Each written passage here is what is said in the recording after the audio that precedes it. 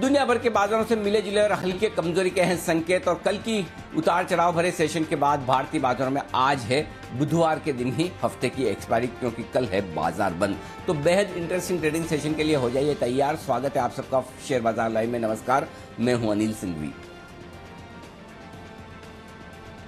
और नमस्कार, मैं हूं दीपांशु भंडारी। जानेंगे अनिल जी से कि छुट्टी से पहले बाजार का मूड माहौल कैसा है, वीकली एक्सपायरी के लिए हमें दिमाग में क्या रखना है, और साथ ही ग्लोबल क्यूज का प्रभाव आज भारतीय बाजारों पर कैसा हो सकता है। तो बताएं सर, आज के लिए आप बड़े ट्रिगर्स कौन से देख रहे हैं? अमेरिकी बाजारों से ट्रिगर मिले जुले आते दिख रहे हैं, जहां एक और अमेरिकी बाजार में डाउ में जो कमजोरी दिखी वो उम्मीद से कहीं ज्यादा, क्योंकि कल भारतीय बाजारों के बंद होने के वक्त लगभग 150 अंक नीचे डाउ फ्यूचर्स ट्रेड करते दिख रहे थे। उसके मुकाबले में पौने 500 अंक लुढ़का है, तो एक बेहद खराब ट्रेडिंग सेशन। लेकिन ज्यादा नुकसान नैस्डैक में होने की उम्मीद थी, तो इसके विपरीत नैस्डैक निचले स्तरों से शानदार रिकवरी दिखाकर एकदम सपाट बंद हुआ। लगभग 300 पॉइंट की रिकवरी नैस्डैक में निचले स्तरों से आती दिखी। तो मिले जुले संकेत आप कह सकते हैं, लेकिन है कमजोरी की तरफ। और आज जो एशिया के बाजार खुले उनमें भी हांगकांग और चीन हरे निशान में, तो बाकी बाजार लाल निशान में। तो ग्लोबल मार्केट से मिले जुले संकेत है थोड़े कमजोरी की तरफ ज्यादा। नतीजों के लिए आज से यूपीएल और एशियन पेंट्स, दो निफ्टी के ये दिग्गज आज नतीजे पेश करेंगे। भी वायदा कारोबार की 6 और कंपनियां जिनके रिजल्ट्स आज आने, तो रिजल्ट्स के लिहाज से भरपूर एक्शन आज रहेगा। आज शाम बाजार बंद होने के बाद आएंगे आईआईपी के आंकड़े और अप्रैल महीने की रिटेल महंगाई दर के आंकड़े। ये देखना इंटरेस्टिंग होगा। रिएक्शन भले आपको परसों उस पर आता दिखे। कल छुट्टी है बाजार की एक्सपायरी के लिहाज से। कल देश में फिर से लगभग 3.5 लाख नए कोरोना मामले आते हुए दिखे। तो आमतौर पर सोमवार मंगलवार को जो कम आंकड़े आने की टेंडेंसी है वो इस बार भी दिखी है। लेकिन सबसे बड़ी राहत की बात दिखी है मुंबई में। भले ही कम टेस्टिंग की वजह से हो, वीकेंड की वजह से हो, लेकिन लगातार दूसरे दिन 2000 के आसपास के आंकड़े मुंबई में जरूर राहत देने वाले हैं। तो थोड़ा सा कोरोना का कहर मुंबई में कम होता दिख रहा है, लेकिन देश के बाकी हिस्सों में अब भी दिक्कतें, अभी भी बढ़ते हुए मामले बरकरार हैं। विशेषकर दक्षिण भारत के राज्यों में अब कोरोना ज्यादा तेजी से फैलता हुआ नजर आ रहा है। तो ये सारे ट्रिगर्स हैं दीप, जिनके दम पर हमें आगे बढ़ना है आज। बिल्कुल सर, तो ढेरों ट्रिगर्स हैं जहां पर हमें रखनी है नज़र, और इन्हीं के बारे में आपसे भी चर्चा करना चाहूँगा सर। थोड़ा फंड्स का भी इंटरेस्टिंग एक्शन है जो आप समझाएंगे हमें। बट एक बार फिर से जरा ग्लोबल मूड माहौल समझ लेते हैं। लग रहा है कि डाउ और नैस्डैक में एक कॉम्पिटिशन चल रहा है। एक दिन मैं ज़्यादा गिरूंगा और दूसरे दिन मैं ज़्यादा गिरूंगा। बट 2 दिनों में देखें तो ऑलमोस्ट अब प्लेन लेवल पर हो गए जहां तक गिरावट की बात है। कैसे देखें सर ये ग्लोबल मूड माहौल और जो इन्फ्लेशन बढ़ने की चिंता है उसको? ये हमारे यहाँ के निफ्टी और बैंक निफ्टी की तरह बिहेव कर रहे हैं डाउ और नैस्डैक। लेकिन निफ्टी और बैंक निफ्टी में ना फ्रेंडली कंपटीशन है कि कौन ज़्यादा अच्छा करता है। इनके यहाँ वो कंपटीशन नहीं, वो दुश्मनी टाइप है कि तुम बढ़ोगे तो मैं गिरूंगा, मैं बढ़ोगे तो मैं तुम्हारे अगेंस्ट ही चलूंगा, वैसा वाला मामला है। परसों देखिए बिल्कुल उल्टा हुआ, डाउ मजबूत तो नैस्डैक तेजी से गिरा। कल फिर से उल्टा हुआ, डाउ इतना तेजी से गिरा तो नैस्डैक नीचे। हमारे यहाँ है कि कम से कम इतना तो है कि होता एक ही डायरेक्शन में है निफ्टी और बैंक निफ्टी। बस फर्क यही कि आमतौर पर वो भी बैंक निफ्टी बढ़ने और गिरने में जनरली लीडरशिप लेता है, ज्यादा वोलेटाइल इंडेक्स है। लेकिन जो कुछ अमेरिका में हो रहा है वो इंटरेस्टिंग है। एक बार फिर से अमेरिका में इन्फ्लेशन की चिंता है, और डीपीए पिछले 5 दिनों में देखिए, एक दिन चिंता होती है, दूसरे दिन नहीं होती, तीसरे दिन होती है, चौथे दिन नहीं होती, 5वें दिन होती है। बिल्कुल एग्जैक्टली वही चल रहा है। तो अमेरिकी बाजार क्या करना चाहते हैं, इन्फ्लेशन को लेकर परेशान है या खुश है, ये समझना थोड़ा सा मुश्किल होता हुआ दिख रहा है। इसीलिए आपको हर रोज को एक नए ट्रेडिंग सेशन के तौर पर देखना है बाजारों के मूवमेंट को, और वही होता दिख रहा है। एक दिन बड़ा डाउ गिरेगा तो दूसरा दिन रिकवर होगा, एक दिन फिर नैस्डैक गिरेगा, दूसरा दिन रिकवर होगा। तो एक तरफ आप ग्रोथ भी चाहते हैं, एक तरफ आप ये चाहते भी हैं कि ठीक है थोड़ा इन्फ्लेशन बढ़ जाए तो कोई चिंता नहीं, और एक दिन अचानक से दूसरे दिन उसकी आपको थोड़ी सी नेगेटिविटी आते हुए दिखती है, अरे ये तो दिक्कत हो रही है। बॉन्ड यील्ड्स कल थोड़े से बढ़कर आए, 1.62 1.63 पर आया है। लेकिन मेरा ये समझना है कि लाइफ टाइम हाई पर बाजार है। लगातार 5 ट्रेडिंग सेशन तक, 4 ट्रेडिंग सेशन तक अगर डाउन ने लाइफ टाइम हाई बनाए हैं, उसके बाद हल्का फुल्का करेक्शन आना लाजमी है। जितनी एक तरफा तेजी एक साथ होगी उतना करेक्शन आपको शार्प और बड़ा दिखेगा। लेकिन 450 पौने 500 पॉइंट का करेक्शन और 2 दिनों में आप मिलाकर देखें तो कौन सा 500 पॉइंट का करेक्शन कौन सी बड़ी बात है। मुश्किल से 1.25% करेक्शन लाइफ टाइम हाई पर। अगर हम ये मन बना लें और ये मूड बना लें कि नहीं ये तो सब खेल खत्म हो गया, बाजार टॉप हो गया, अब इन्फ्लेशन बढ़ेगा, ब्याज दरें बढ़ जाएगी, आगे कुछ नहीं होने वाला है, तो यहाँ पर सब बेच दो। नेस्डेक में आकर देखो तो अरे यहाँ पर तो अर्निंग्स डाउनग्रेड होंगे, वैल्यूएशन बड़े महंगे हैं, सब कुछ खत्म हो गया।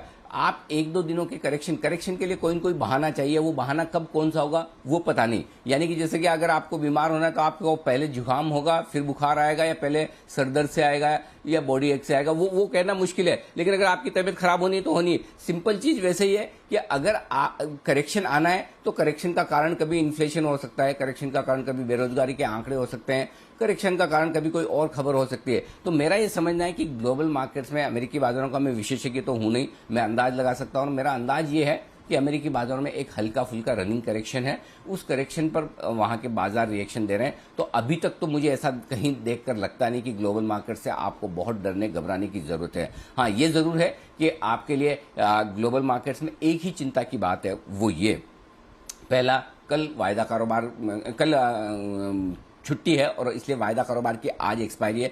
परसों जब आप वापस लौटेंगे तो आपके पास 2 दिनों के संकेत होंगे ग्लोबल मार्केट्स के। अब इन 2 दिनों के संकेतों में दीप एक ही चीज है जो थोड़ा सा आपको सावधान रखने वाली, वो ये कि न सिर्फ अमेरिका बल्कि अमेरिका के साथ साथ चीन भी बड़ा एक्टिव होकर कमोडिटी मार्केट में दखलंदाजी कर रहा है। तो अगर उन दोनों को मिलाकर आप देखें तो सिंपल सी बात यह है कि आपको थोड़ी सावधानी रखनी चाहिए। हल्का रहने में हर्ज नहीं है, चाहे आप तेजी की पोजीशन में हो चाहे शॉर्ट पोजीशन में हो, हल्के रहें, पोजीशन संभाल पाएं उतना ही करें। और उसका एकमात्र कारण ये नहीं कि ग्लोबल मार्केट्स अच्छे या खराब आ जाएंगे, उसका एकमात्र कारण ये है कि ग्लोबल मार्केट्स में उतार चढ़ाव बढ़ने के संकेत आ रहे हैं। और कल अमेरिका में जिस तरह से वॉलेटिलिटी इंडेक्स विक्स बढ़कर आया है, ये संकेत दे रहा है अगले 2-3 ट्रेडिंग सेशन थोड़े रफ, थोड़े ऊपर नीचे वाले रह सकते हैं। और उन ऊपर नीचे वाले संकेतों में आपको ये ध्यान में रखना है कि आपके लिए gap up gap down opening हो सकती है। अब मुझे सिंपल आप बताइए, कल अगर शाम को आपने 8, 9, 10 बजे डाउ देखा और अगर आपको 500-600 पॉइंट डाउन नीचे दिख रहा है तो, और आप आप निफ्टी पर लॉन्ग पोजीशन है तो आपको नींद ही नहीं आएगी। लेकिन कल शाम से आप देखिए एसजीएक्स निफ्टी उस पर रिएक्शन देने को तैयार ही नहीं है, गिरने को तैयार ही नहीं है। तो ये कंफ्यूजन कहाँ ओपन होंगे, डाउ कैसा रिएक्शन करेगा, नेस्डेक कैसा करेगा, अगले 2-3 दिन रहने वाला है। और इसका कोई सॉल्यूशन आपके हमारे पास में नहीं है। आपके हमारे पास में एक ही सॉल्यूशन है, एक ही तरीका ये है कि पोजीशन को मैनेजेबल रखें, जरूरत से ज्यादा ओवरनाइट एक्सपोजर ना रखें, बस उतना कर लें। उसमें ये 2-3 दिन निकल गए, वापस आप अगले हफ्ते खुलकर खेलिए। जी दीप। बिल्कुल सर, तो हमारे हाथ में जो है बस वहीं पर ध्यान रखना है और आज की पोजीशंस और नई पोजीशंस पर भी आपसे चर्चा करनी है। पर क्योंकि आज वीकली एक्सपायरी है कल की छुट्टी की वजह से, तो एक्सपायरी के लिहाज से क्या ध्यान में रखना चाहिए सर, वहां पर क्या सलाह देंगे? तो दीप, जब शो की शुरुआत में मैं कह रहा था ये वही मामला है कि दिल कहता है कि तेजी करनी चाहिए, मामला इतना खराब नहीं, डरने की जरूरत नहीं, भाई क्यों परेशान हो रहे हो। दिमाग कहता है नहीं, ये ठीक नहीं है, सावधान रहने में समझदारी है। और ये दिल और दिमाग की कश्मकश जो है वो आज मुझे लगता है स्क्रीन पर भी देखने को मिलेगी। अब दिल क्यों तेजी कह रहा है वो समझिए। 2 दिनों से जो कुछ ग्लोबल मार्केट्स में हो रहा है, ऐसा नहीं कि हमें पता नहीं है, हमें पता है कि ग्लोबल मार्केट्स वोलेटाइल हो रहे हैं, परसों का भी ट्रेंड वैसे था। उसके बावजूद कल हम जितना गिरना चाहिए गिरे नहीं, तो अंदर से कहीं कहीं कॉन्फिडेंस है, ना नीचे खरीदारी आ रही है, बाइंग है, सपोर्ट है, वो एक कॉन्फिडेंस आता है। दूसरा, कोरोना के इतने बढ़ते मामलों पर हम रिएक्शन ही नहीं दे रहे, जबकि सबको पता है कि खराब है, तो वो दूसरा कॉन्फिडेंस है, नहीं कोरोना से फर्क नहीं पड़ता, निकल जाएगा, कोई खास डरने की बात नहीं। तीसरा, एफआईएस की बिकवाली, लगातार बिकवाली हो रही, कभी कभार बीच में थोड़ा बहुत खरीद लिया या हाथ रोका, ठीक है ना, उसके बावजूद हम गिर नहीं रहे हैं, मजबूती है, तो वो तीसरा कॉन्फिडेंस आता है ना, सब ठीक है, एफआईएस बेचे फिर भी कोई तो ले रहा है ना, ऐसा थोड़ी कि बाजार खराब हो रहा है, नहीं तो इतनी बिकवाली में तो बहुत गिर जाता, राइट। तो ये तीसरा कॉन्फिडेंस है। चौथा कॉन्फिडेंस ये है कि आप 14,800 के ऊपर बंद दे रहे हैं, लगातार दूसरा ट्रेडिंग सेशन है, आपने 14,800 के ऊपर क्लोजिंग दिए, तो फिर डरने की बात क्या है। तो ऐसे में अगर तीसरा ट्रेडिंग सेशन है, दूसरा भी नहीं, माफ कीजिएगा, तीसरा सेशन है जब आपने 14,800 के ऊपर की क्लोजिंग दी है, और 14,900 के ऊपर की क्लोजिंग परसों जो दी थी वो तो आपको एक तरह से ब्रेकआउट के संकेत दे रहे। तो आपके दिल को तेजी करने के लिए 4 बड़े कारण हैं आपके पास, ठीक है, कि आप तेजी कर सकते हैं।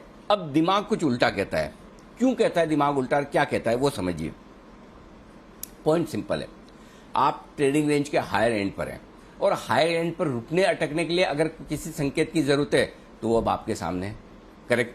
पहली चीज तो रेंज के हायर एंड पर रिस्क है आपके लिए फ्रेश खरीदारी करने की जब तक ब्रेकआउट ना हो, पहली बात ये।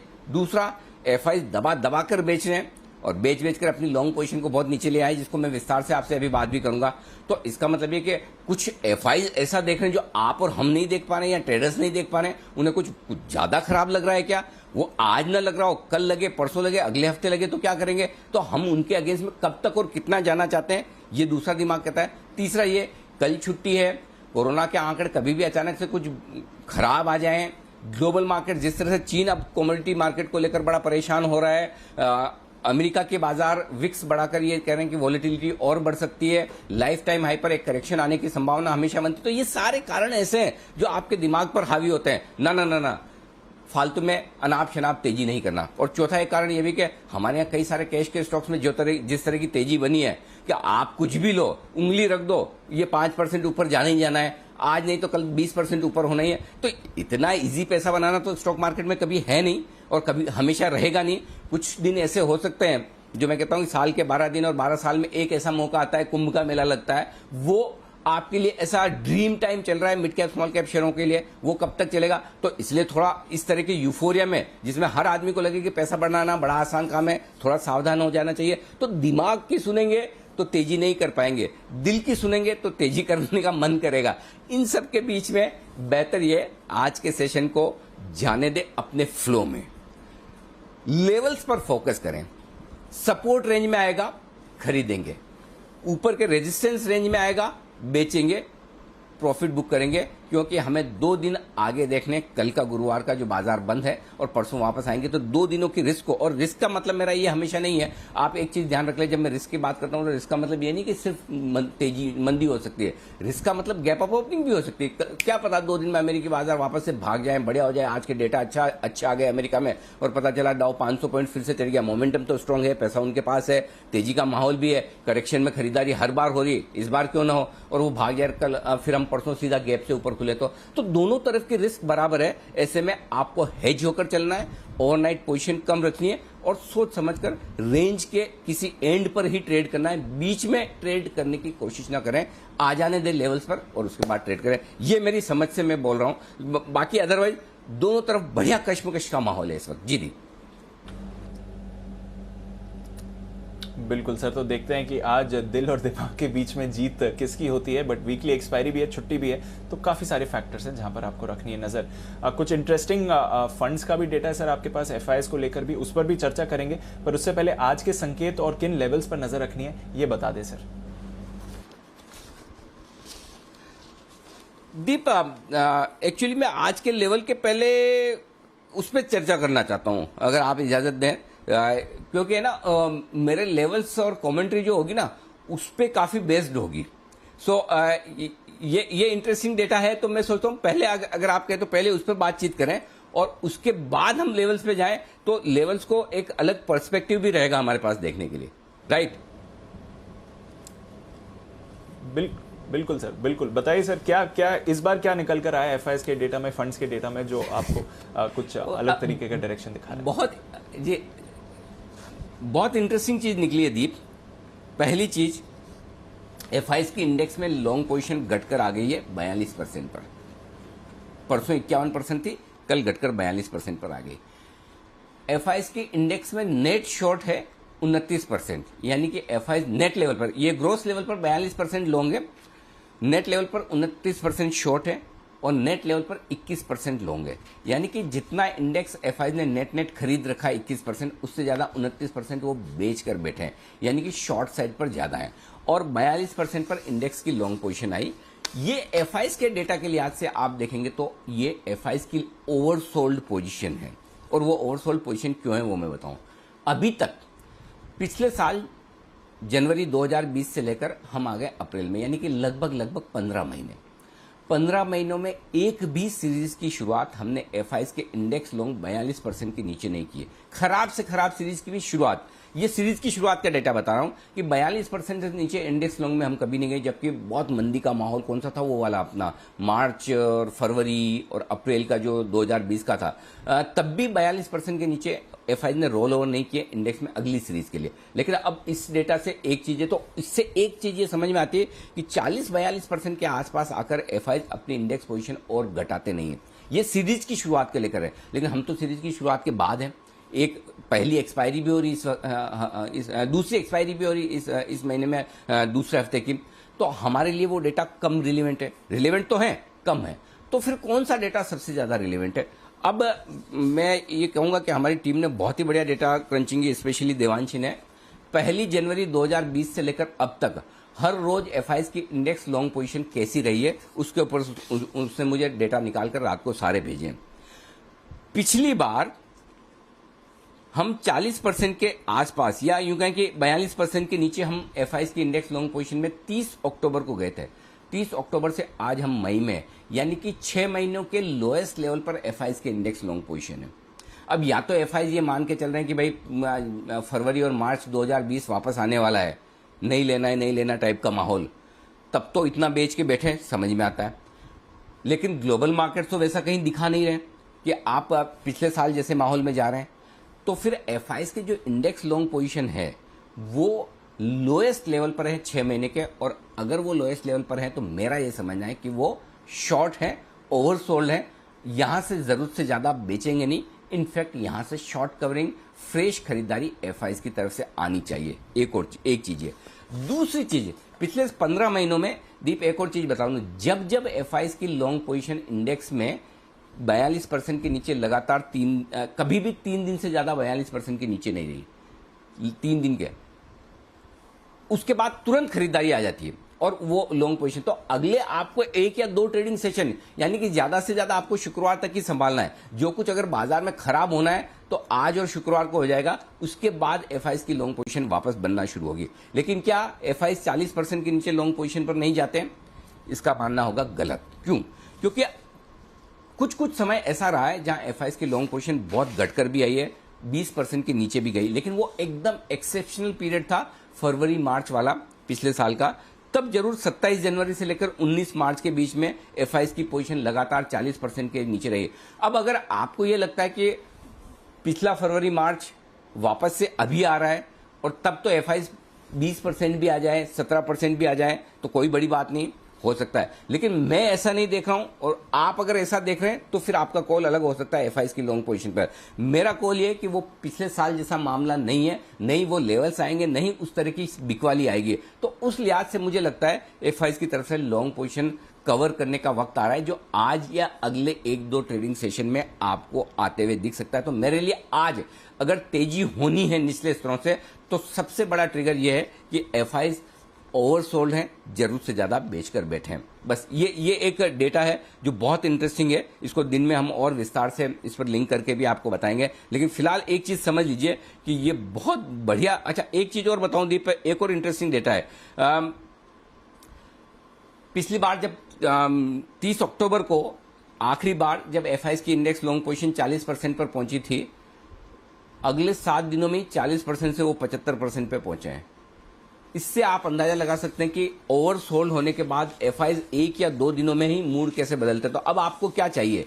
एक अच्छा ट्रेडिंग सेशन अमेरिका में। बस अगर आज कल में डाउ 400-500 पॉइंट बढ़ जाए तो ये जो एग्रेसिव शॉर्ट कवरिंग आपको शुक्रवार को या आज सेकंड हाफ में देखने को मिल सकती है, वो गजब की हो सकती है। ये अंदाज है, जरूरी नहीं हो, लेकिन ये डेटा का, पास डेटा का ट्रैक रिकॉर्ड। आप देखिए, हम ये हमेशा कोशिश करते हैं कि पास डेटा के दम पर आपको क्या दिखे, इसीलिए हमने बाजार का बॉटम फॉर्मूला बनाने की कोशिश की। बाजार टॉप में इस बुल रन में कितना ऊपर जा सकता है, बाजार का टॉप कब, कहां, कैसे, तो ये सारी चीजें, कई चीजें आपको डेटा से मिलती है। और इसीलिए एफआईएस के डेटा, आई एम श्योर दीप आप जानते हैं, देखते होंगे, हार्डली कोई इस लेवल तक इतना अंदर जाके एफआईएस के डेटा को स्टडी करता होगा। बहुत मेहनत लगती है, बहुत इसमें हमारी टीम की रिसर्च लगती है, उनका मैन पावर जाता है, एफर्ट्स लगता है। लेकिन इससे कई बार आपको ऐसे संकेत मिलते हैं जो आपके बेहद काम के हैं। और इस पूरे डेटा एनालिसिस से मुझे जो संकेत मिल रहा है वो ये है कि एफआईएस ओवरसोल्ड हो चुके हैं, और अगर ग्लोबल मार्केट्स खराब नहीं हुए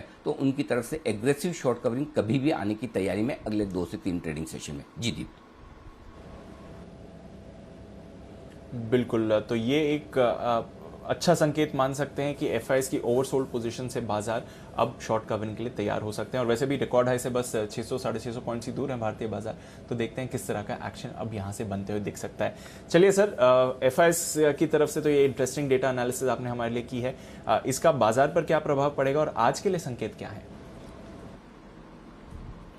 ग्लोबल संकेत नेगेटिव साइड पर है, एफआईज डीआईज दोनों संकेत नेगेटिव है, वायदा कारोबार के संकेत न्यूट्रल, सेंटीमेंट और ट्रेंड न्यूट्रल, तो 3 न्यूट्रल 3 नेगेटिव, बराबरी का मामला, पॉजिटिव जैसा कुछ आज है नहीं संकेतों में अनफॉर्चुनेटली। निफ्टी 14,725 14,775 पहला सपोर्ट जोन है आज बाजार के लिए। कल भी हमने इस 14,775 को तोड़ा नहीं, उसके आसपास सपोर्ट लिया। आज भी उम्मीद करते हैं थोड़ा सा नीचे किया रेंज को। कल 14,775 825 थी, आज 725 775। उसके नीचे वैसे जाने नहीं चाहिए, फिर भी एक्सपायरी का दिन है, हैंडी रखिए रेंज को, और वो होगा 14,600 से 14,650 स्ट्रॉन्ग खरीदारी की रेंज है। ऊपर में 14,900 14,950 हल्की रुकावट का रेंज, उसके पार निकले तो 15,000 15,050 profit booking zone. Bank Nifty 32,475 32,575 तुरंत सपोर्ट के तौर पर काम करेगा। इसके नीचे फिसले तो 32,200 32,275 एक ऐसा रेंज है जहां खरीदारी भी होगी और शॉर्ट कवरिंग भी। ऊपर में 33,000 33,150 बैंक निफ्टी के लिए हायर रेंज है, छोटी वाली। इसके पार निकलेंगे तो 33,275 33,450 यहां पर आपको बिक वाली प्रॉफिट बुकिंग दोनों आती नजर आएगी। दिन की रेंज आपके सामने रख दूं 14,775 14,900, ये बेसिकली कल ही की रेंज समझ लीजिए दीप, एग्जैक्टली वही लेवल्स निकल कर आ रहे हैं।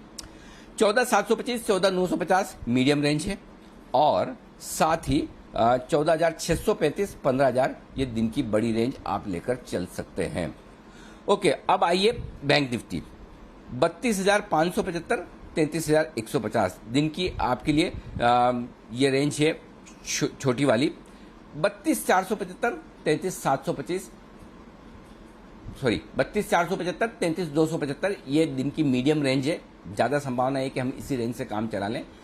बड़ी रेंज 32,275 33,450 एकेडमिक पर्पज से एक्सपायरी का दिन है, इसलिए इन सारी रेंज और लेवल्स पर आपको रखनी है नजर। जी दीप। ओके, तो ये तो रही आपके लिए बड़े लेवल्स और पोजीशंस पर नजर। इंटरेस्टिंग डेटा जो सर आपने समझाया एफएस की पोजीशनिंग को लेकर, वहां पर तो नजर रहेगी, पर इसके अलावा पीसीआर विक्स से क्या समझना चाहिए?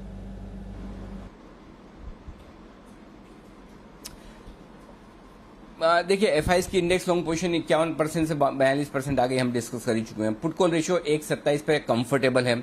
विक्स 2% घटा है, कंफर्टेबल है।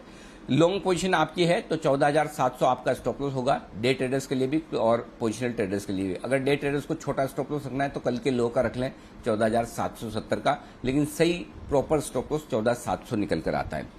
बैंक निफ्टी के लिए इंट्राडे में 32,575 का रखें स्टॉप लॉस, और क्लोजिंग बेसिस पर 32,450 का स्टॉप लॉस आपके लिए ठीक होगा। बैंक निफ्टी के लिए स्टॉप लॉस अलग अलग मैं दे रहा हूं, और निफ्टी में अगर आपको छोटा स्टॉप लॉस रखना है तो 14,770 का भी रख सकते हैं छोटा स्टॉप लॉस इंट्राडे वाले के लिए। और अगर आपको लॉन्ग थोड़ा सेफ बड़ा स्टॉप लॉस रखना है तो 14,700 का रखिए। शॉर्ट पोजीशन अगर आपकी है तो दो तरीका है, अगर आपको छोटा स्टॉप लॉस चाहिए निफ्टी पर तो 14,900 का रख लें, लेकिन मेरे हिसाब से सही स्टॉप लॉस 15,000 का निकल कर आता है, जहां आपके लिए सेफ्टी है। 150 पॉइंट दूर है दोनों ही तरफ स्टॉप लॉस निफ्टी में, अगर आप सही स्टॉप लॉस लगाना चाहते तो। अदरवाइज आप 14,900 का अपने रिस्क के हिसाब से लगा सकते हैं। और बैंक निफ्टी पर स्टॉप लॉस 33,150 का बनेगा इंट्राडे भी और क्लोजिंग बेसिस पर भी, तो ये आपके लिए स्टॉप लॉस है लॉन्ग और शॉर्ट पोजिशन पर डीप। अब आइए नई पोजिशन, निफ्टी खरीदिए 14,725 14,775 की रेंज में एक खरीदारी का मौका बनता है। आपको स्टॉप लॉस में दूर दे रहा हूं दीप, और वो दे रहा हूं 14,600 का। अब ये इसलिए दे रहा हूं, इसके बाद एक लेवल और आता है 14,635 14,650 या 14,625 650 मान लें, वो एक और बहुत मजबूत सपोर्ट है। वहां पर अगर गलती से आए तो ऐड करना चाहिए। अगर आप समझिए 14,775 पे पहला लोट खरीद रहे हैं, 14,725 पे दूसरा ले रहे हैं, 650 625 की रेंज में और लीजिए। अभी जैसे अब धीरे धीरे जैसे एसजीएक्स निफ्टी नीचे आ रहा है, 40 पॉइंट नीचे है, तो हो सकता है आप 14,775 के आसपास कल के लोज के आसपास खुले, तो वहां इंतजार कर लीजिए। फिर 14,625 14,725 14,635 के आसपास और खरीदिए। स्टॉप लॉस तब आपका 14,600 का रहेगा। 14,825 टारगेट होगा पहला, 850 900 950 और बहुत हो गया तो 15,000 तक की आपको रिकवरी मिल सकती है। अब आइए शॉर्ट साइड पर 14,900 14,975 अच्छी रेंज है जहां पर आपको शॉर्ट करना चाहिए, मौका मिले तो 15,050 का स्टॉप लॉस लगा लीजिए। और 14,850 14,825 775 725 ये सारे टारगेट्स होंगे नीचे की तरफ अगर आप शॉर्ट करते हैं ऊपर में। और दूसरा तरीका ये कि आप चाहे तो 14,900 कल का हाई का स्टॉप लॉस लगाकर वैसे ही शॉर्ट कर लीजिए।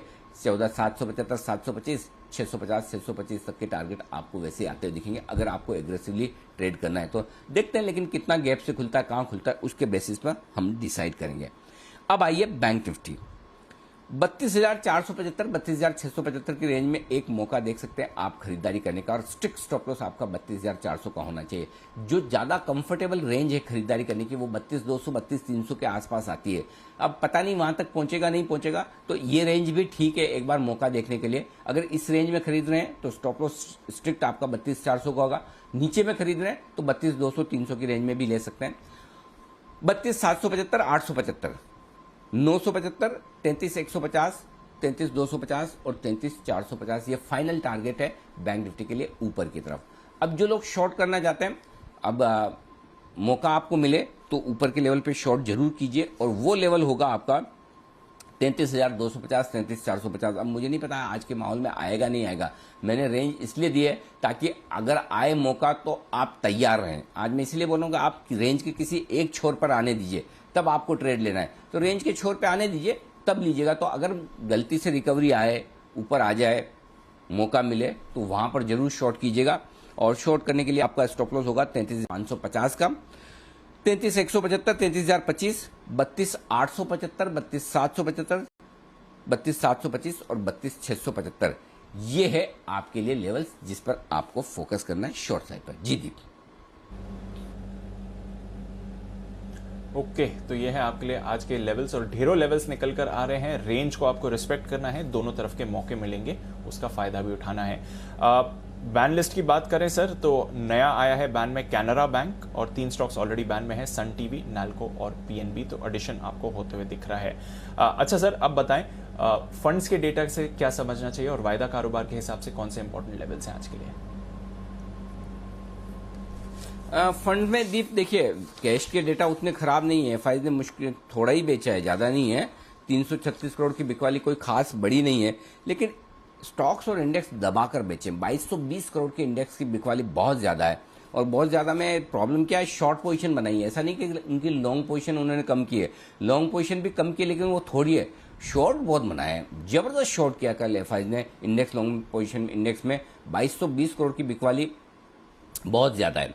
1,090 करोड़ के स्टॉक फ्यूचर्स भी बेचे। तो अगर आप देखेंगे डायरेक्शनल तौर पर कम से करीबन 3600-3700 करोड़ की बिकवाली एफआईएस की है, तो बड़ा आंकड़ा एफआईएस का है। घरेलू फंड भी लगातार बेच रहे हैं, 677 करोड़ के आसपास की बिकवाली है, और घरेलू फंड ने भी एक मन बना लिया है अब एफआईएस की खरीदारी के सामने हम खड़े होकर लेंगे नहीं। एफआईएस अगर 14,800-900 पर बेचे तो हम नहीं लेंगे, हम लेंगे तो नीचे के लेवल पर लेंगे। तो वो लेवल से ले रहे हैं, न कि बिकवाली को मैच करने के लिहाज से खरीदारी कर रहे हैं, जो कि एक सही स्ट्रेटेजी भी है कि कोई एग्रेसिव ट्रेडर है या एग्रेसिव एफआई है जो बेच कर जाना चाहता तो बेच ले, हम हमारे लेवल से खरीदेंगे। तो घरेलू फंड ने थोड़ा हाथ रोक रखा है, क्योंकि पिछले महीने के आंकड़े तो इन्फ्लोज के ठीक आए, तो पैसा तो इनके पास आया है। अब देखते हैं आगे क्या कुछ होता है। तो ये आपके लिए डेटा हो गए एफआईज और इनके। अब आइए वायदा कारोबार के डेटा क्या कह रहे हैं आपके लिए। 14,700 इमीडिएटली सपोर्ट के तौर पर काम करेगा, 30 लाख शेयरों का ओपन इंटरेस्ट वहां पर है, तो अगला सपोर्ट 14,700। उससे पहले 14,800 आपके लिए मेक और ब्रेक लेवल है निर्णायक तौर पर, यहां से 50 पॉइंट नीचे जहां आप बंद हुए। क्यों? क्योंकि 14,800 के पुट पर 35 लाख शेयर हैं और कॉल्स में 31 लाख शेयर है, तो 14,800 पर थोड़ा सपोर्ट है। आपको कमजोरी 14,800 के नीचे से गिरना शुरू करनी है। तो मेरा यह मानना है कि शुरुआती रेंज 14,775 से 14,850 की बाजार यहां कंसोलिडेट करने की कोशिश करेगा, और उसके बाद देखते हैं आगे क्या कुछ होता है। तो 14,800 इमीडिएटली सपोर्ट है। ऊपर 14,900 पर हल्की रुकावट है, तो ब्रॉडली आप रेंज देखेंगे तो 14,700, 14,900 दिख रही है वायदा कारोबार में, और 14,800 के आसपास शायद हम वक्त बिताने की कोशिश करें। बैंक निफ्टी 33,000 के आसपास रुकावट है हल्की सी, 11 लाख शेयर 33,000 के कॉल्स में है। उसके ठीक ऊपर 33,500 जिसको पार करना मुश्किल होगा, हाईएस्ट ओपन इंटरेस्ट है। 32,000, 32,500 दो छोटे छोटे सपोर्ट लेवल है। ये बैंक निफ्टी के लिए आज। बैंक निफ्टी के डेटा हम ऑलरेडी दीप डिस्कस कर भी चुके हैं, तो नया उसमें और कुछ नहीं है। जी दीप। बिल्कुल सर, तो नजर रखते हैं, एक्सपायरी का भी सेशन है, कल की छुट्टी की भी तैयारी है। आइए देखते हैं आज कहां पर हमारा फोकस है। थोड़ी देर में रिजल्ट एक्सरे वरिंदर बंसल के साथ पोस्ट मार्केट रिजल्ट्स की एनालिसिस करेंगे, पर उससे पहले हमारी रिसर्च टीम के साथ आज के खबरों वाले शेयर्स जान लेते हैं। कुशल, देवांशी, मानसी और आशीष हमारे साथ तैयार हैं। कुशल, गुड मॉर्निंग, बताएं आज के ट्रिगर्स कौन से हैं? Good morning Deepanshu. सबसे पहले कैश स्पेस में काफ़ी सारे नतीजे आने वाले हैं, वहाँ पर नज़र रखनी है, जिसमें Orient Electric, Saregama India, Prince Pipes, Sagar Cement, साथ ही Sonata Software, Vaibhav Global, Happiest Mind Technologies जो नई लिस्टिंग हुई थी, और साथ ही बिरला कॉप है। इन सब स्टॉक्स पर आपको फोकस रखनी है और भी नतीजे आएंगे। साथ ही ट्रिगर्स हैं कुछ, जिसमें SAS इंडिया, इसका जो है बाईबैक आज खुलता हुआ दिखेगा। करीब 18 लाख शेयरों का ये बाईबैक है, 550 रुपये प्रति शेयर इसका बाईबैक प्राइस तय किया गया था।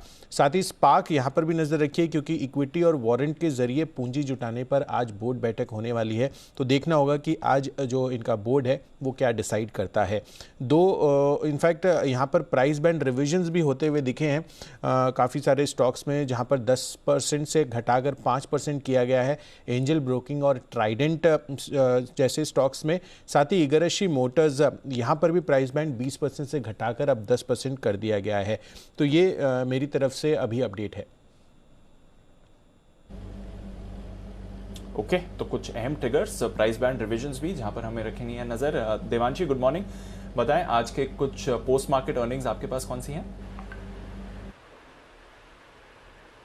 Good morning Deepanshu. आज सबसे पहले आप देखिए एलेम्बिक लिमिटेड, यहाँ पे बहुत ही मजबूत नतीजे आते हुए दिखे हैं। इस तिमाही में जो बिक्री है वो करीब 163% से बढ़ती हुई दिखी है।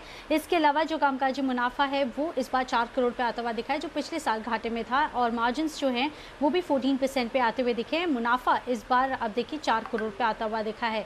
आंध्र पेपर कमजोर नंबर्स हैं, बिक्री इस बार 29% से बढ़ी है, लेकिन मुनाफा करीब 66% से कम होता हुआ दिखा है, तो इस पर नजर रखें। मार्जिन्स में भी इस बार गिरावट देखने मिल रही है। डिशमेंट कार्बोजेन मुनाफे से घाटे में आई है कंपनी, जो आय है वो 3% से बढ़ती हुई दिखी है, लेकिन जो मुनाफा है वो इस बार जो लॉस है वो 135 करोड़ पे आता हुआ दिखा है, 50 करोड़ से घटकर।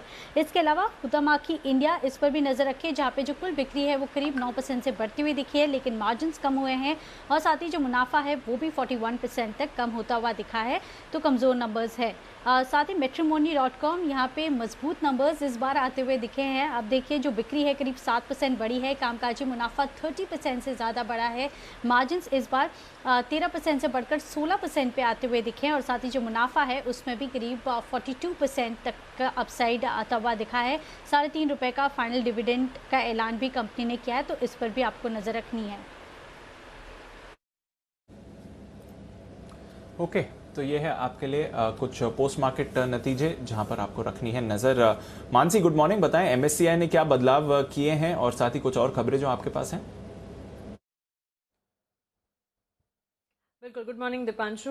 MSCI global standard index review addition और इंक्लूजन, इनफैक्ट और एक्सक्लूजन के स्टॉक्स हमारे सामने हैं। Addition Adani Enterprises, Adani Total, Adani Transmission, SBI Cards, BL, Cholamandalam Financial Services जैसी कंपनियां ऐड होती दिखेगी इंडिया इंडेक्स MSCI में। वहीं MSCI global small cap indexes में 33 एडिशन है और 5 डिलीशंस हैं। की एडिशंस मैं आपके सामने रख रही हूँ। BML, IRCTC, intellect design, burger king, Canara bank, CAMS, GNFC, happiest minds, Indigo paints, KPIT technologies, max health care, NCC, Solara pharma, Sumitomo chemicals, supreme petro, UTI AMC, ये एडिशंस हैं। और MSCI India small cap index के deletions, Adani total gas जो कि shift हुआ है large cap में, Cholamandalam investment and financial services large cap में शिफ्ट होता दिखेगा, हेमिस्फीयर प्रॉपर्टीज, KRBL और मिश्र धातु निगम, ये डिलीशंस होंगे। जुबिलेंट इंडस्ट्रीज और साथ ही सिप्ला पर नजर रखिए। खबर है कर्नाटक सरकार की जुबिलेंट लिमिटेड और सिप्ला को लीगल एक्शन की चेतावनी दी गई है। जुबिलेंट को रेमडेसिविर के 32,000 इंजेक्शन देने थे, 17,601 इंजेक्शन ही सप्लाई कर पाई हैं। वहीं सिप्ला को 30,000 इंजेक्शन सप्लाई करने थे, जहां पर 10,840 इंजेक्शन ही सप्लाई ये कंपनी कर पाई है। कर्नाटक सरकार ने चेतावनी दी कि दोनों कंपनियां 24 घंटों में बचा कोटा सप्लाई कर दे। केंद्र सरकार ने 1 मई को कोटा तय किया था, 8 मई तक ये कोटा जो है उसे सप्लाई करना था। ओके, तो ये है आपके लिए कुछ खबरें। आज खबरें कुछ ज़्यादा ही हैं, इसलिए एक बार फिर से ज़रा कुशल के पास चलते हैं और जान लेते हैं कुछ और खबरें जो वो हमारे लिए लेकर आए हैं। कुशल, बताइए। बिल्कुल दीपांशु, तो यहाँ पर एनबीसीसी पर भी नज़र रखनी है आपको, क्योंकि जेपी इंफ्राटेक के लिए 10 मई को एनबीसीसी ने रिवाइज्ड रेजोल्यूशन प्लान जो है वो सबमिट कर दिया है। साथ ही एनएमडीसी यहाँ पर इनके लिए खबर आ रही है, क्योंकि ग्लोबल मार्केट में जिस तरह के प्राइसेस में इंक्रीज़ होते हुए दिखे हैं उसको ध्यान में रखते हुए आयरन ओर की जो कीमत है वो 30% बढ़ाई है उन्होंने। साथ ही लम्प्स के भाव भी 10% तक ये बढ़ाते हुए नज़र आए हैं। टेलीकॉम स्टॉक्स भी फोकस में रहेंगे। फरवरी के इनके डेटा आते हुए दिखे हैं, जिसमें ट्राई ने जो डेटा जारी किए हैं, जियो ने फरवरी में करीब 43 लाख नए ग्राहक जोड़े हैं। साथ ही एयरटेल ने इसी महीने में ऑलमोस्ट 37.5 लाख ग्राहक जोड़े, और वोडाफोन आइडिया ने भी यहाँ पर भी पॉजिटिविटी देखने को मिली है, करीब 6.5 लाख ग्राहक यहाँ पर भी जुड़ते हुए नजर आए हैं। साथ ही टेक्समैको रेल 15 मई को QIP के जरिए पूंजी जुटाने पर बोर्ड बैठक होने वाली है। और अंत में CG पावर, यहाँ पर बोर्ड ने almost 1.4 crore share standard chartered bank Singapore को अलॉट करने की मंजूरी दे दी है, और ये जो अलॉटमेंट है ये 73 रुपये 10 पैसे प्रति शेयर के दाम पर ऑलमोस्ट 1.4 करोड़ शेयर्स की अलॉटमेंट की जाएगी। ओके, तो यहाँ पर भी रखे नज़र, कुछ फंड रेजिंग से जुड़े हुए एक्शन आ रहे हैं। देवांशी से भी कुछ एक्स्ट्रा खबरें लेनी है, देवांशी बताएं, और साथ में कुछ प्रमोटर एक्शन भी है उसके बारे में भी बताएं। बिल्कुल दीपांशु, आप देखिए लॉकडाउन का जो इम्पैक्ट है वो अब बहुत ज़्यादा कंपनीज पर होता हुआ दिख रहा है। M&M की तरफ से अब एक स्टेटमेंट आता हुआ दिखा है। उनका कहना है कि ऑक्सीजन की सप्लाई में कमी है, साथ ही जो लॉकडाउन का इम्पैक्ट है वो इनके ऑपरेशंस पर पड़ता हुआ दिख रहा है, और इसी के चलते इनकी जो ट्रैक्टर की मांग है और सप्लाई है उसमें रुकावट आती हुई दिख रही है। सेमीकंडक्टर की ग्लोबल दिक्कतें हैं, इसके चलते भी कामकाज बंद पड़ा है, और इनका कहना है कि जून तिमाही में जो सेल्स वॉल्यूम है उसमें 15 to 20% तक की गिरावट वो देख रहे हैं। इसके अलावा ग्रेफाइट इंडिया, यहाँ पे भी उन्होंने अपना जो नासिक का प्लांट है वो 12 मई से लेकर 23 मई तक बंद रखने का फैसला किया है। 3M इंडिया ने भी 14 मई तक अपना जो बेंगलुरु प्लांट है उसको बंद रखा है। ABB पावर ने भी यही कहा है कि अपना जो बेंगलुरु का प्लांट है उसको कोविड के चलते या लॉकडाउन के चलते फिलहाल बंद रखा है। इसके अलावा बल्क डील्स पर नजर करते हैं, जहां पे एस्टिक लाइफ साइंसेस है। प्रमोटर गोदरेज एग्रोवेट ने 2 लाख शेयर्स खरीदे हैं करीब 1200 रुपये प्रति शेयर के भाव पर, तो इस पर आपको नजर रखनी है। ओके, तो ढेरों खबरें हैं आपके लिए जहां पर आपको रखनी है नजर। देखते हैं आज ब्रोकरेजेस का क्या कहना है FIR में।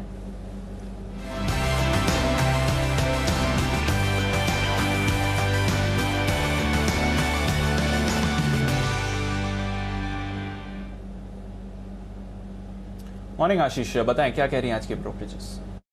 Good morning Deepanshu. Godrej consumers यहाँ पर देखिए नतीजों के बाद रिपोर्ट्स आई हैं। हालांकि सभी ब्रोकरेज रिपोर्ट्स में कहा गया कि टॉप लाइन तो अनुमान के मुताबिक है, लेकिन मार्जिन थोड़े से अनुमान से कमजोर देखने को मिले। लेकिन सबके सब जो है नए CEO की नियुक्ति को लेकर पॉजिटिव नजर आ रहे हैं। हालांकि जो नई CEO की नियुक्ति होगी उसमें अभी भी 6 महीने बाकी हैं। CLA से देखिए आउट परफॉर्म की रेटिंग को बरकरार रखे हैं 800 रुपए के लक्ष्य के लिए। वहीं जेफरीज ज्यादा बुलिश नजर आ रहे हैं कि उन्होंने खरीदारी की राय तो दी है, लक्ष्य जो है 840 रुपए से बढ़ाकर 1000 रुपए कर दिया। और ब्रोकरेज हाउस में अगर आप देखें तो जेफरीज ही सबसे ज्यादा लक्ष्य दे रहे हैं, 715 के आसपास की क्लोजिंग है। इसके अलावा क्रेडिट स्विस ने आउट परफॉर्म की रेटिंग दी 875 पर लक्ष्य को बरकरार रखा है, और गोल्डमैन सैक्स ने न्यूट्रल की रेटिंग दी है 724 रुपए के लक्ष्य के लिए। सिर्फ यही ब्रोकरेज हाउस ऐसे हैं जो सबसे कम लक्ष्य दे रहे हैं 724 रुपए का।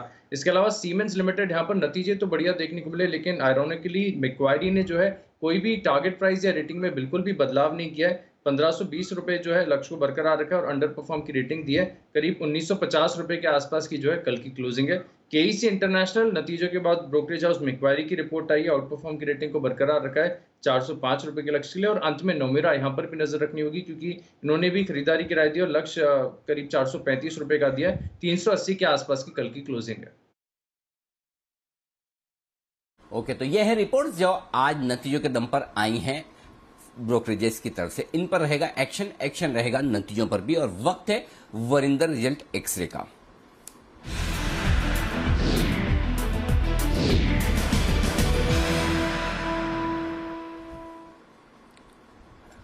हमेशा इंतजार रहता है उस कैटेगरी का जिसके रिजल्ट्स होते हैं स्टैंड आउट, यानी कि बेहद शानदार। फॉर्चुनेटली और अनफॉर्चुनेटली आज इस लिस्ट में वरिंदर ने एक भी स्टॉक रखा नहीं, लेकिन हाँ कुछ बड़े नतीजे जरूर हैं जो आए हैं बाजार बंद होने के बाद कल। पहले उसी पर करते हैं फोकस। वरिंदर बताएं उनके बारे में। Good morning. Good morning sir. Honestly results में स्टैंड आउट कोई नहीं निकला, बट आई थिंक आज का जो स्टैंड आउट हो सकता है सर वो गोदरेज कंज्यूमर हो सकता है। सर इसमें नंबर्स पे तो ऑनेस्टली सबको मालूम है, आपके चैनल पे भी बात कर चुके हैं किस तरीके से है। आई थिंक वॉल्यूम ग्रोथ अच्छा आया था, मार्जिन ओके है, वीक मार्जिन कुछ भी बोलिए, बट सर ये जो अपॉइंटमेंट है ना सुधीर सीतापति जी की, I think this is very very big. Sir ये 22 साल यूनिलीवर में काम किए हैं, अगर आपको पता होगा सर, इन्होंने वो दाग अच्छे हैं, वो यूनिलीवर में इनका ही was the man behind it. Even जो बड़ा जो डील हुआ था जीएसके टेकिंग ओवर एचयूएल, इनमें ये he was the man, one of the influential man over there.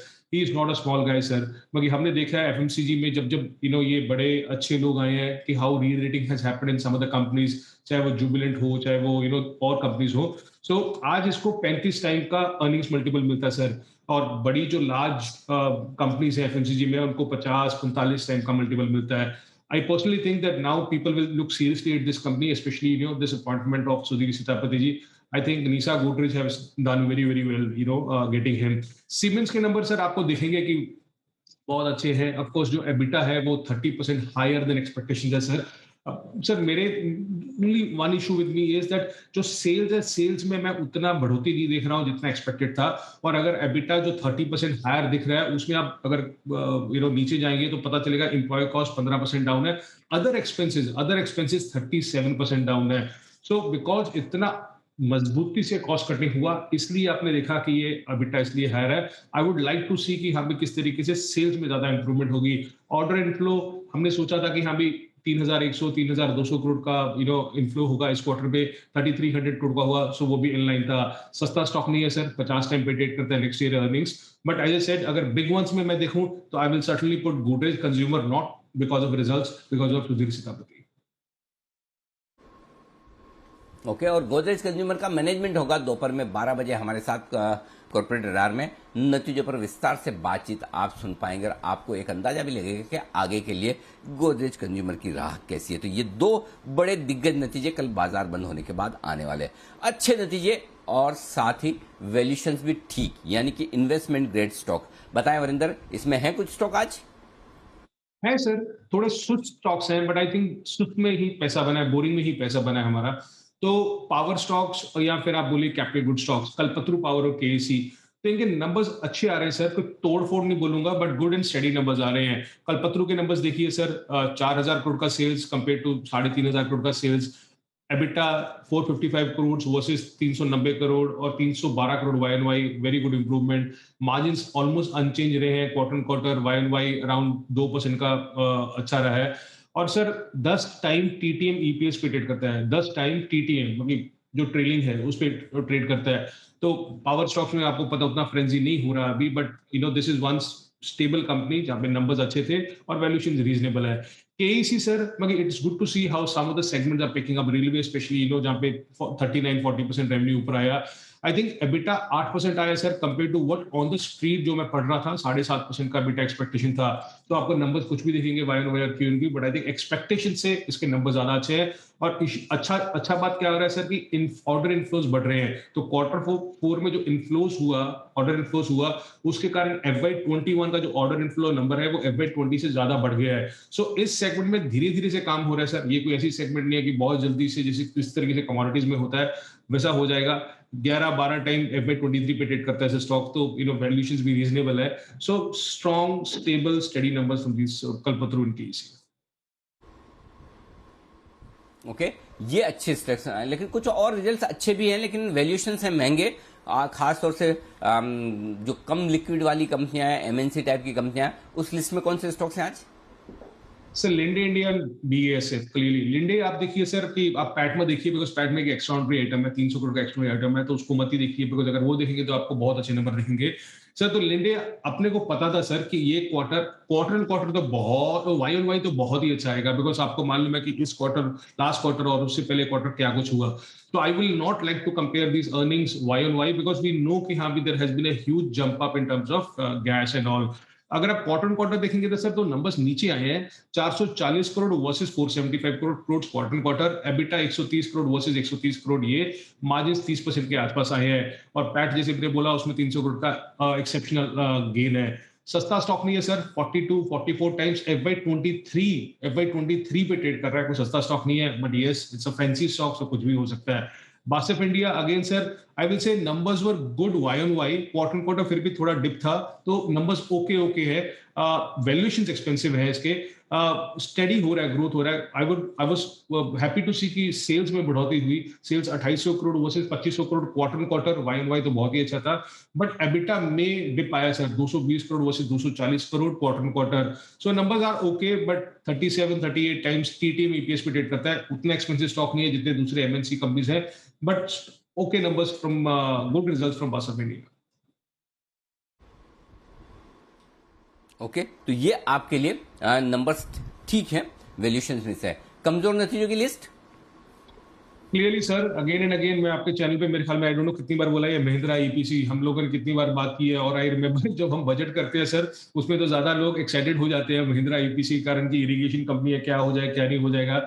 Sir मैंने बहुत क्वार्टर से इसको ट्रैक कर रहा हूं और मैंने कभी देखा नहीं इसके नंबर्स आ रहे हैं। इस बार आप देखिए सर, रेवेन्यू 70 करोड़ है, which is a dip of 11% quarter quarter, 13% Y and Y, और एबिटा सिर्फ 6 करोड़ का, 6 करोड़ मतलब 43% डाउन क्वार्टर क्वार्टर। और एक दूसरा कंपनी सर, बिकॉज फार्मा जब भागते हैं, एपीएस जब भागता है, तो सब लोग कहां से ढूंढ के लेके आते हैं कंपनीज, तो ब्लिस जीबीएस फार्मा भी बहुत लोग बात करते हैं। आप नंबर्स देखिए सर, 12% मार्जिन आया compare to 25% margin quarter quarter और 13% वाई एंड वाई। प्रॉफिट सिर्फ 8 करोड़ है compare to 25 crore quarter quarter. तो कहीं से भी इन दोनों के नंबर्स अच्छे नहीं आए और अच्छे आते भी नहीं है सर, टू बी ऑनेस्ट। तो ये है कमजोर रिजल्ट्स जिन पर आपको रखनी है नजर। आइए नजर रखते हैं। बहुत बहुत शुक्रिया वरिंदर, ये बेहतरीन विश्लेषण देने के लिए। परसों बड़ा मुश्किल भरा वक्त होगा क्योंकि रिजल्ट्स आज बाजार बंद होने के बाद लंबी लिस्ट है। कल की भले छुट्टी का दिन हो बाजार के लिए, लेकिन लिस्ट बड़ी लंबी होने वाली है, तो आपके लिए शायद छुट्टी नहीं होगी, वो छुट्टी बाकी सब लोगों के लिए, क्योंकि आप तो रिजल्ट्स पर काम करेंगे। बिल्कुल, बहुत बहुत शुक्रिया आपका ये पूरा विश्लेषण देने के लिए। आइए स्वागत करते हैं थैंक यू, हमारे सारे मेहमानों का हमारे साथ जुड़ चुके हैं। स्टॉक्स पर फोकस करते हुए बढ़ते हैं आगे, एक एक स्टॉक पर हम राय लेंगे। सबसे पहले एनएमडीसी, ये वो स्टॉक जो दमदार प्रदर्शन के लिए तैयार है उम्मीद के मुताबिक। बंसल जी चार्ट तैयार कीजिए। आयरन ओर के दाम 30% बढ़े हैं, लम्प्स के दाम 10% बढ़े हैं। उम्मीद थी कि ये बढ़ाएंगे, फाइनली इंफॉर्मेशन आई है सामने। बताएं सर, इसके चार्ट पे क्या व्यू है? अनिल जी, व्यू पॉजिटिव है। अगर आप थोड़ा सा मेमोरी पे जोर डालें तो डे बिफोर यस्टरडे एक स्पेशल बिगुल की रिक्वेस्ट करके इसको रिकमेंड किया था।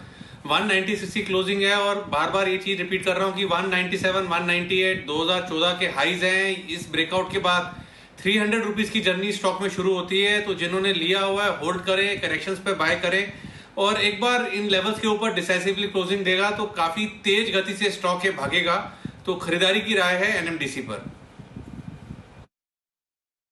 बिल्कुल, दिमाग पर जोर डालने की जरूरत नहीं, क्योंकि दिल से याद है बंसल जी, इसलिए सवाल आप ही की तरफ आया है। बाकी 4 पैनल पे और एक्सपर्ट से कहीं भी जा सकता था। मुझे याद है कि एनएमडीसी आपने बेहद स्पेशल पिक के तौर पर रिकमेंड किया और अब इस पर एक्शन होता हुआ दिख भी रहा है। बेहतरीन स्टॉक ये होता हुआ आपके सामने, पहली चीज। दूसरा, पीएनबी, जिसके क्यूआईपी को रेस्पॉन्स अच्छे मिलने के संकेत आते दिख रहे हैं। शुभम जी, जरा पीएनबी पर नजर डालिए। बाजार के कमजोरी भरे माहौल में क्या सही लेवल हो सकते हैं अगर खरीदारी करनी है तो?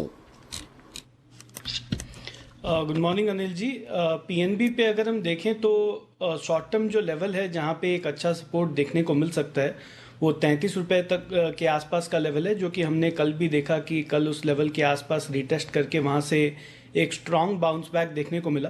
तो इवन दो मेरा कोई यहाँ पे मीडियम टर्म व्यू नहीं है, लेकिन अगर किसी को यहाँ पे लॉन्ग टर्म अगर शॉर्ट टर्म ट्रेड बिल्ड करना है तो मुझे लगता है कि 33 पे एक स्टॉप लॉस मेंटेन करते हुए अगर मीन रिवर्जन होता है तो 39 तक का इसमें टारगेट आता हुआ दिख सकता है।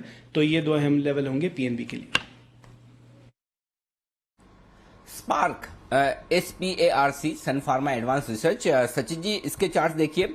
आज बोर्ड बैठक है, इक्विटी और वारंट्स इश्यू करने पर विचार किया जाएगा, लेकिन इस बोर्ड बैठक के पहले ही अच्छे नाम इसमें आने की उम्मीद में स्टॉक तेज रनअप दिखा चुका है। कल 2.5% बढ़ा है खराब बाजार में, लेकिन अगर पिछले 2-3 दिनों का चार्ट देखेंगे, 7 दिनों का चार्ट अगर हम आपके सामने लाएं तो आपको समझ में आएगा कि किस तरह की जबरदस्त तेजी होती दिखी है। हो सकता है ऊपरी स्तरों पर प्रॉफिट बुकिंग भी आए, क्योंकि प्राइस आएगी वो शायद नीचे की तरफ आएगी, लेकिन देखना यह है कि आज क्या एक्शन होता है, कि किस तरह का इक्विटी या फिर वारंट्स का इश्यू का आज कंपनी फैसला करती है। चार्ट्स बताएं सर। अनिल जी, एक अहम लेवल है 205 के आसपास का। मुझे लग रहा है अगर पुल बैक आता भी है तो वहाँ पर कहीं जाकर प्राइस स्टेबलाइज होनी चाहिए। ओवरऑल अगर इसका 2019 से डेटा देखें तो यही एक मल्टीपल रेजिस्टेंस जोन था जिसे इसने काफ़ी कॉन्फिडेंटली पिछले सत्र में ही ब्रेक किया है। तो मुझे लग रहा है अगर पुल बैक होता है तो पुल बैक हेल्दी माना जाएगा। 205 के आसपास खरीदारी करने की सलाह होगी। एंड जिस तरीके से ओवरऑल ये पैटर्न स्ट्रक्चर है, मुझे लग रहा है 250 के आसपास के स्विंग्स भी बन सकते हैं। सो डेफिनेटली एक अच्छे पेडिग्री का स्टॉक है, एक अच्छे ऑलरेडी एग्जिस्टिंग मोमेंटम में है। तो अगर पुल बैक मिलता है तो खरीदारी के मौके ढूंढे 205 के आसपास एंड टारगेट होगा on the upside around 250। Okay, Godrej consumer products नतीजे हर एक पैरामीटर पर कमजोर दिख रहे हैं। वागले साहब, लगातार इस पे बिकवाली की राय भी आशु सर की तरफ से भी आती हुई कि हमारे बाकी एक्सपर्ट्स ने भी बिकवाली की राय दी है। गोदरेज कंज्यूमर प्रोडक्ट्स क्या है लेवल्स इंपॉर्टेंट, क्या शॉर्ट करना चाहिए 716 पर? Anil ji good morning. Deepanshu good morning. Anil ji, मुझे लगता है पिछले कम से कम 2 हफ्तों से ये स्टॉक एक कंसोलिडेशन में है, जहां 700 का एक स्ट्रांग सपोर्ट है, 720 का एक स्ट्रांग रेजिस्टेंस है। तो शॉर्ट करना भी है तो 700 के नीचे अगर आज ओपन होता है या सस्टेन होता है, फिर मैं 680 670 की बात करूंगा। तो 700 के नीचे ही शॉर्ट करें। 700 अगर होल्ड करता है तो शायद वहां से अच्छा बाउंस बैक देखने को मिल सकता है। चलिए, ये भी ठीक है कि 700 टूट जाए तभी बेचना ठीक है, 700 के पहले बेचना ठीक नहीं है। कुछ अच्छे रिजल्ट्स उनमें एलेम्बिक लिमिटेड, कुणाल जी इसके चार्ट देखिए, नतीजे ठीक है, मतलब बहुत अच्छे नहीं तो बहुत खराब भी नहीं, मिले जुले से नतीजे। चार्ट्स पर क्या है राय? अनिल जी देखिए, चार्ट्स तो काफ़ी मजबूत हैं। हमने एक रनअप भी देख लिया है और उसके बाद मुझे लगता है कंसोलिडेशन हो रहा है, पैटर्न बन रहा है जिसको बुलिश फ्लैग पैटर्न कहते हैं। तो अनिल जी अगर अभी नतीजों के बाद आपको थोड़ी नीचे के लेवल्स देखने को मिले तो मेरी राय होगी खरीदारी की। 132 रुपए की कल की बंदी है। मुझे लगता है कि अगर ये स्टॉक 125 के आसपास मिल जाए तो उन स्तरों पर डेफिनेटली बाय करना चाहिए। मुझे लगता है 150 तक स्टॉक जाएगा। गिरावट में मेरी खरीदारी की राय। गिरावट में खरीदारी करने की राय। कैपिटल गुड्स वाली कंपनियों पर राय लेना चाहता हूं, स्पेशली सीमेंस। बताएं अविनाश जी, नतीजे बेहद मजबूत नजर आ रहे हैं। सीमेंस या कोई और स्टॉक पसंद है और आपको नतीजे कैसे लगे वो भी बताएं। In fact Anil ji good morning. नतीजे डेफिनेटली अच्छे हैं, मैनेजमेंट कमेंट्री भी अच्छी है और मुझे लग रहा है कि ऐसे रिजल्ट्स देखने के बाद जिस प्रकार की मैनेजमेंट कमेंट्री है, मार्जिन का पिक्चर है, मुझे लग रहा है कि आने वाला साल इनके लिए काफ़ी अच्छा रहेगा। मुझे लग रहा है कि आने वाले 1-2 क्वार्टर्स नियर टर्म में काफ़ी अच्छे रहेंगे। तो कोई भी गिरावट अगर आती है तो इसको खरीदना चाहिए। और कैपिटल गुड्स सेक्टर में जो अच्छा शेयर है, जहाँ पे हम समझते हैं बहुत अच्छी रेटिंग आएगी, वो केएसबी पंप्स रहेगा, जहाँ पे हमको लग रहा है कि not only domestic order book but power sector से, फर्टिलाइजर सेक्टर से इनकी काफ़ी ऑर्डर्स बढ़ी है। तो यहाँ पे मुझे लग रहा है कि कंटिन्यूसली बाइंग ऑलरेडी हो चुकी है। तो यहाँ पे कोई भी गिरावट अगर आती है तो ये भी एक कंपनी है जो एमएनसी कंपनी है और काफ़ी समय के बाद अभी इसमें एक बिजनेस टर्न अराउंड दिख रहा है। तो ये भी एक अच्छी कंपनी है जो कैपिटल गुड्स स्पेस में अच्छे निवेश के लिए अभी भी तैयार है। तो मैं समझता हूँ कि दोनों ही कंपनीज अपने इन्वेस्टमेंट पोर्टफोलियो में रहनी चाहिए। ओके, तो दोनों कंपनीज इन्वेस्टमेंट पोर्टफोलियो में रखिए। सीमेंस तो अच्छे नतीजों पर रिएक्ट करेगा ही, पर साथ में केएसबी पंप्स, यहाँ पर भी आपके लिए राय आ रही है अविनाश जी की तरफ से, जहाँ पर आप अपनी नज़र रख सकते हैं। और केएसबी पंप्स कुछ दिन पहले हमने इस स्टॉक पर चर्चा भी की थी, सिद्धार्थ जी भी रेकमेंड करके गए थे और नतीजों पर भी यहाँ पर चर्चा हुई थी। साथ ही वरिंदर रिसर्च स्टॉक में भी ये फीचर हुआ था केएसबी पंप्स, तो वहाँ पर भी आपने फोकस इस पर देखा था।